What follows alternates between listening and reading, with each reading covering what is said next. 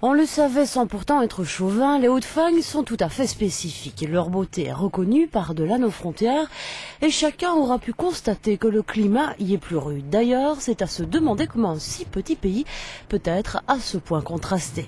On pense notamment que l'explication des chutes de neige très abondantes en hiver provient du fait que la région des Hauts-de-Fagne étant la première barrière naturelle que rencontrent les précipitations qui viennent du nord-nord-ouest, donc qui amènent les grosses chutes de neige en hiver. Et paradoxalement, la région de l'Eifel centrale, qui n'est pas très éloignée, à 20-30 km d'ici, enregistre des taux de précipitation beaucoup plus faibles. Donc il y a déjà un effet d'atténuation. Nos Hauts-de-Fagne sont donc intéressantes à plus d'un titre et c'est d'ailleurs ces spécificités qui sont à l'origine d'une première publication du genre de l'Institut royal météorologique. L'objectif est ici de présenter les valeurs extrêmes relevées dès la fin du 19e siècle dans un ouvrage dit de vulgarisation.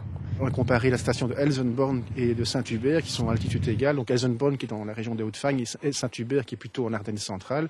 L'enneigement est nettement plus important à Elsenborn qu'à Saint-Hubert. Par exemple, pour la période 1987 à 2004, on a enregistré 122 jours avec une épaisseur de neige égale ou supérieure à 30 cm à Elsenborn pour seulement 15 jours avec cette épaisseur à Saint-Hubert. Donc une différence de 1 à 8, donc c'est assez considérable. Et c'est ce qui fait dire à certains que la région des Hauts-de-Fagne bénéficie d'un microclimat, un climat qui évolue sans doute avec le temps, mais là, pas question de tirer des conclusions.